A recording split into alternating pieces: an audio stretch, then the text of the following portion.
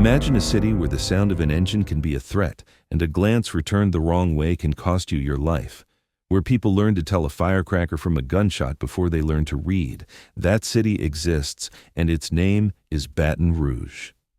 You step out of the car, and the air hits your face like an unspoken warning, a mix of humidity, gasoline, and something you can't name but that straightens your spine.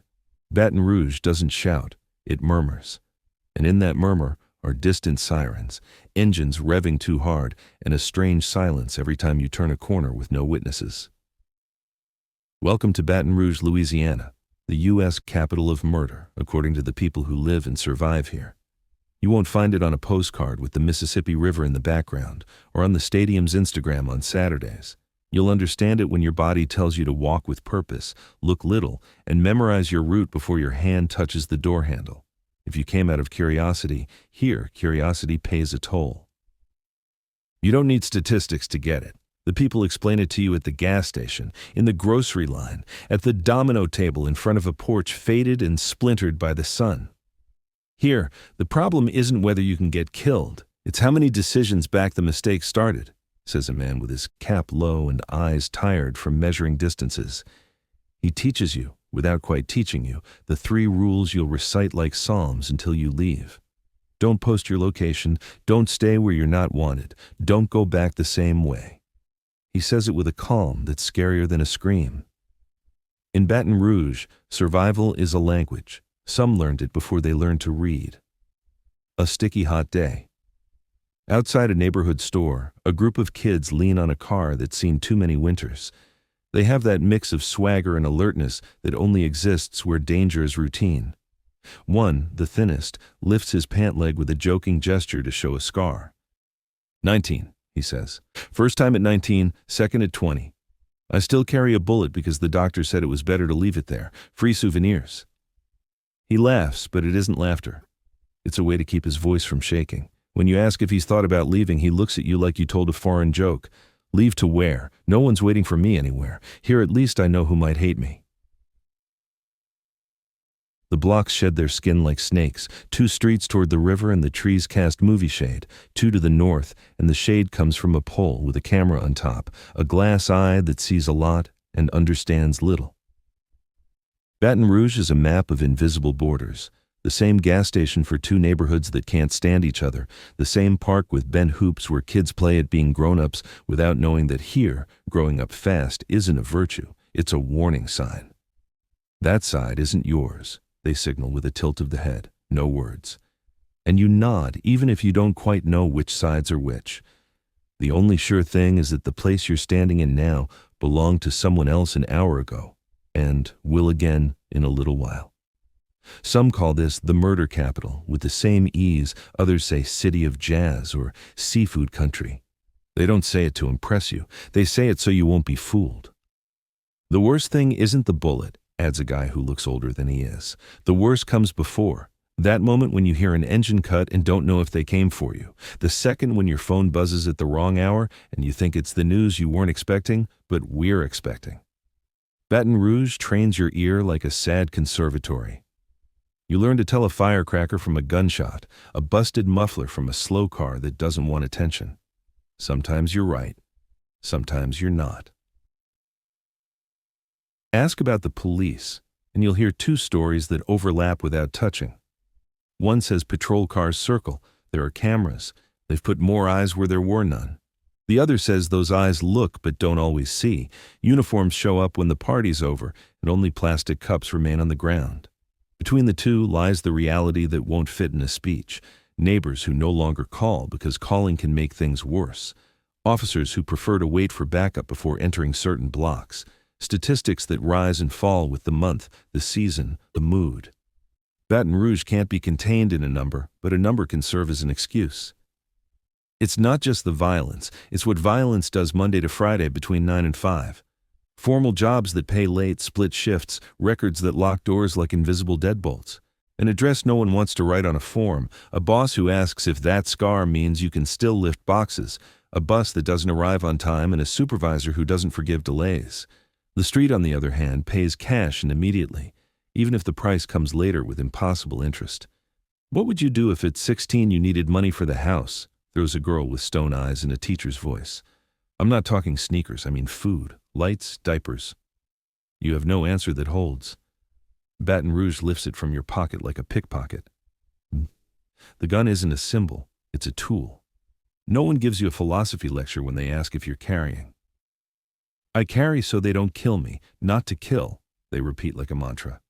And in saying it, they show you the perfect contradiction, protecting yourself with the very thing that can condemn you. Some learn to shoot on an empty court, practicing against their fear. Some keep it in the glove box and pray they won't need it. Some can't sleep without it nearby because their cousin was caught in the kitchen at midnight, and that's enough to never trust doors again. In Baton Rouge, security is DIY.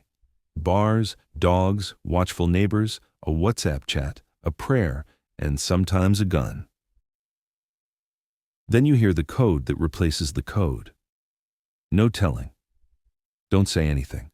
If you saw something, you didn't. If you knew something, you don't.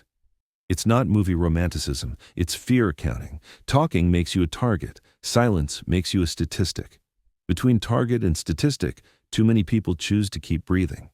Street justice is fast, but it isn't justice. It's the wheel that bites whoever's in front, confesses a young pastor who organizes nighttime basketball to steer the night somewhere else. Sometimes it works.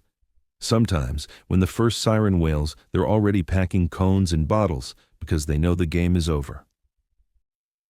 The city has its own liturgy of trauma. No one says post-traumatic stress. They say, I can't handle fireworks since last July. No one confesses anxiety. They say, I sleep with the TV on because silence scares me. Mothers who keep their kids' notebooks like bulletproof vests. Brothers who study routes to school like planning a military retreat. Couples who don't post photos together so no one can find them. Love in Baton Rouge, when it exists, lives out in the open, and with a helmet. When did all this start? The person who meets your eyes looks to the past like it's a dead-end alley. There's not enough daylight, they answer. And they're right. Baton Rouge drags stories that never made your textbook. Neighborhoods left off the opportunity map, plant closures that left invisible tattoos, schools that teach survival better than test-taking, policies born far away and applied here as if they didn't hurt. It's not an excuse. It's a map of causes. They ask us to play a game whose rules were written by someone who's never been here, says a teacher who's already buried 2 students. And still, we show up to teach every morning. It isn't all defeat. There's a barber who gives free Tuesday afternoon cuts to people with job interviews who can't afford one. There's a lady who cooks jambalaya for the block's teenagers on Sundays after church, so they're not hungry for something else at that hour. There's a former rapper who now drives a forklift and offers rides to those starting the graveyard shift. There's a mediator program that sits between 2 neighborhoods that don't speak and sometimes manages to lower the guns and raise the arguments.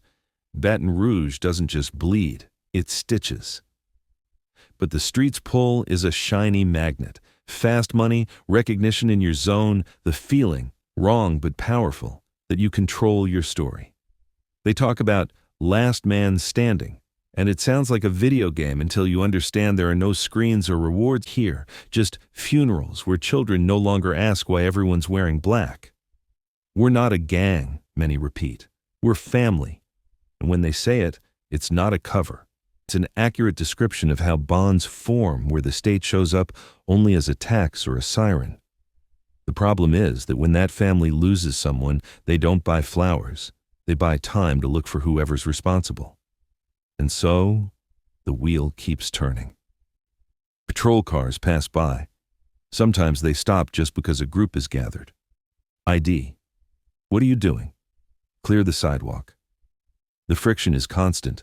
Some days it ends there. Other days the atmosphere ignites with a spark no one can snuff out. Baton Rouge is a precarious balance between authority and pride. Each side believes the other is lying a little. An officer confides he's tired, that he's paid to be at risk where others just swing through to record and get views. A neighbor says he's fed up, that he pays to be treated like a suspect on his own stoop. And between them, a night that gives no respite. When darkness falls, the city changes languages. Under the floodlights, the graffiti tells stories you didn't notice by day. Porches fill with shadows speaking in low voices, and the Mississippi glows like it's carrying every secret inside it. In that darkness, fear and hope share a table, each with a plastic cup. They offer you a seat. "It's not all death," says a woman with hands that have always worked. "We have births, graduations, songs, jokes, backyard weddings. It's just that the bad news makes more noise sometimes." Contradiction lives beside the music. On the same block where a kid flashes a chain in front of a camera, an older man plays blues on a 3-string guitar and lifts an eyebrow each time a car stops. On the same corner where words and hands both fly, a couple holds each other like hugging is the only private insurance there is. In Baton Rouge, beauty happens next to horror without asking permission or apologizing. And then the question floating above everything: can it be stopped? Some say yes, but with real work, not speeches. That you have to cut the bridge between an argument and a shot. Mediators, jobs with same-day pay, safe nighttime spaces as alternatives to the street, mental health care without bureaucracy. Some say no, that it's too late, that spilled blood draws maps that won't erase. And some say nothing, because having an opinion is exhausting too. The solution won't fit on a slogan. It won't fit in one more patrol car either. Baton Rouge needs those in charge to look closely and without filters, and those who live here to receive more than promises and checkpoints. And that's how we reach the end of this video. If you enjoyed it, I invite you to leave a like so we can keep making more videos like this.